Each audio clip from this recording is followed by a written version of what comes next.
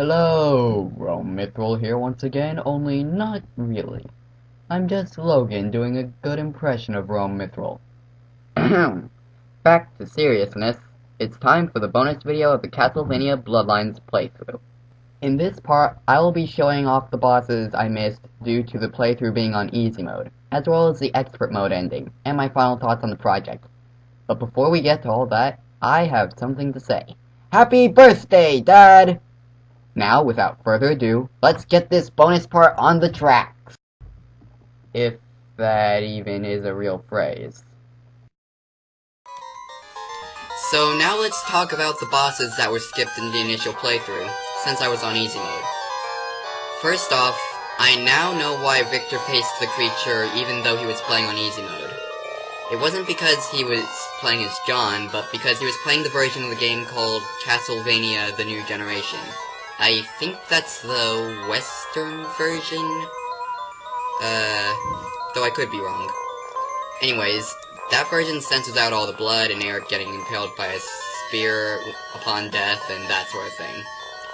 And it apparently also allows you to face all the bosses in easy mode, unlike Bloodlines. It also, surprisingly, only gives major bosses a health bar. The bar doesn't fill up for mid-bosses. From what I've seen, anyway. Now, I'm playing on normal mode now. And on level 3, there was a boss that was skipped. Let's see it now. Say hello to Bone Dragon King. Yeah. Not much to say about this one. He's basically a glorified bone dragon. Turned into a mid-boss. I don't think you even have to duck for his attacks. That seems to be the case, just don't jump into him. Like you can just stay over. Wow. This is actually my first run against Bone Dragon. I thought it's something special, but wow, okay. He doesn't seem to be doing anything that is making me panic. Although he does seem to leer back, whenever you hit him. Though I guess that's normal Bone Dragon behavior. So yeah, that was Bone Dragon King. I was not expecting him to be that pathetic, okay. Anyways, on to the next one. So now, you guys should be able to guess which one is next. The creature! He's also a pretty easy one, though he is not to be underestimated. He can shock the floor, and he has that little whip thing. He can throw it in a spiral or straight at you. And he basically telegraphs each of his attacks. That spinning whip is the most annoying. I say as I get hit by a straight one. But yeah, still nothing too difficult. Though, not as pathetic as Bone Dragon King. I'll give him that.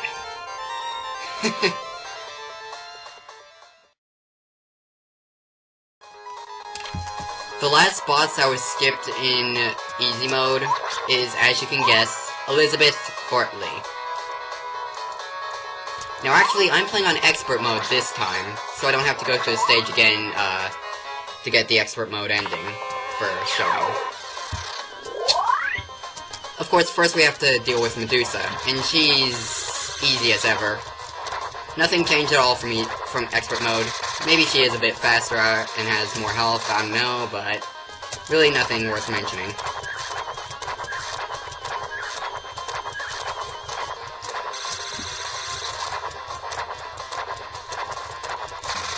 Come on, let's just get this over with.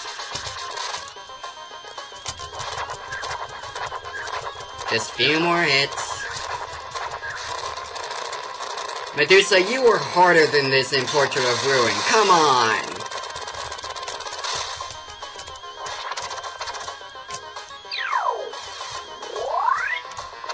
And now Elizabeth will fight us herself. She makes bubbles appear in the center of the screen, and they slowly get closer to the center of the screen before they combine and shoot a special attack at you. You just want to not panic, because she'll start firing fireballs at you, and you have to hit her before the bubbles pop at the center of the screen. And if she gets to throw her fireballs at you, it can get difficult to get close and hit her. So yeah, just don't panic and you'll be fine. So typically, except for the blue glowing orbs, which summon enemies, all of the attacks are Giga attacks, so yeah, there's no dodging them if they reach the center of the screen. Also, only the last hit against Elizabeth during phase counts.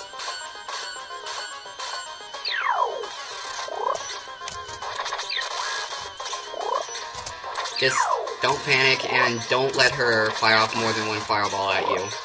And duck to avoid the fireballs. It's easier with Eric than John because the spear has longer range than the whip, but yeah. Hopefully this boss was skipped in easy mode of the new generation, because after all, you still had to face... Ah, she got attacked down on me. Luckily, this isn't one of the Giga attacks, it's just the one that summons enemies. I kind of left that point hanging there. What I was trying to say was that since Elizabeth is harder to fight as John than as Eric, at least from what I've seen, I hope that unlike the other skipped mini-bosses, she was skipped in easy mode of the new generation. Apparently, though, that is not the case, so... good luck, Victor. This one is a Giga attack, though.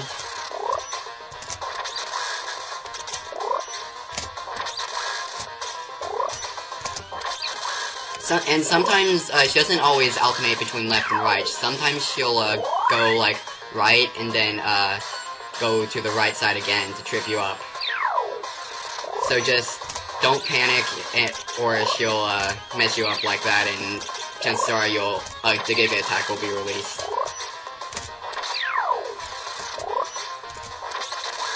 Okay, just need one more hit.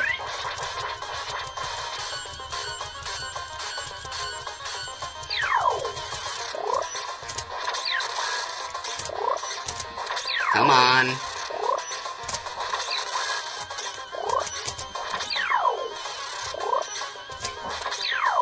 Come on. No. Haha! There we go! That's actually my first time beating Elizabeth. There we go. You are down for real this time. And now to go and defeat Dracula. Which I will be doing off camera because I'm not so sure if he's any harder in expert mode. And I kinda don't want to fail on camera. So see you in a bit with the expert mode ending.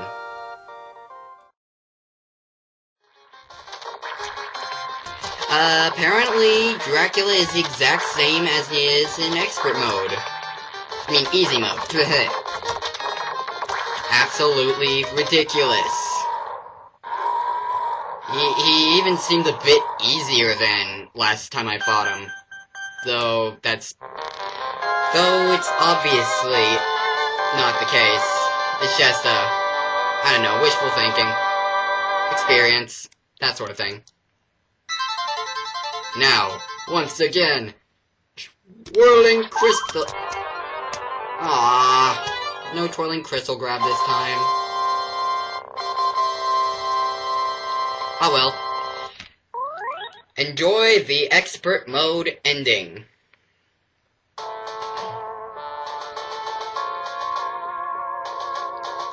Well, it hasn't ended yet, which means we are definitely on a higher difficulty.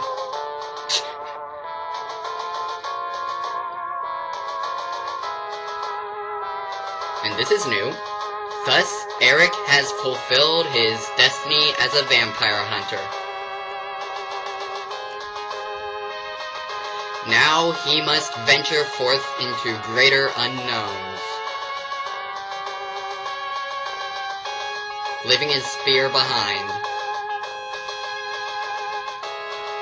that was entrusted to him by the son of Dracula himself.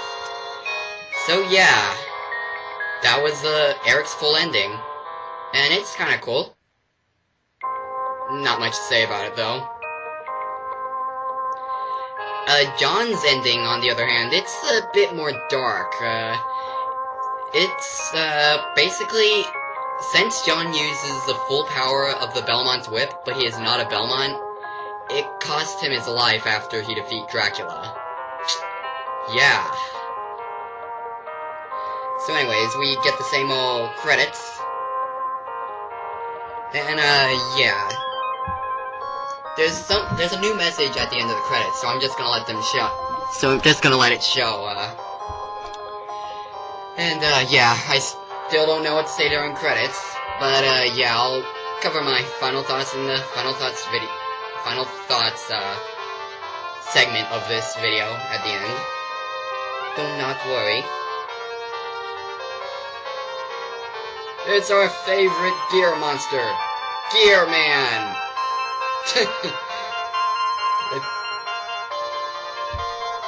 And the princess that was lost in translation.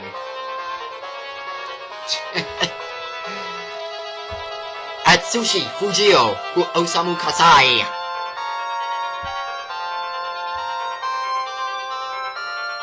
And an embarrassment to the Grim Reapers everywhere. Bloodlines death.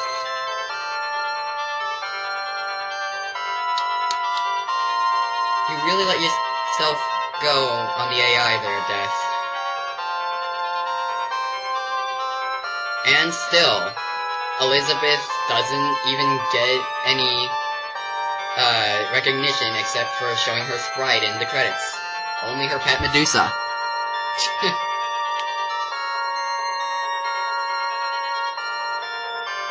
And Death himself. Yutaka Haruki Tomikazu Kirita. Dracula!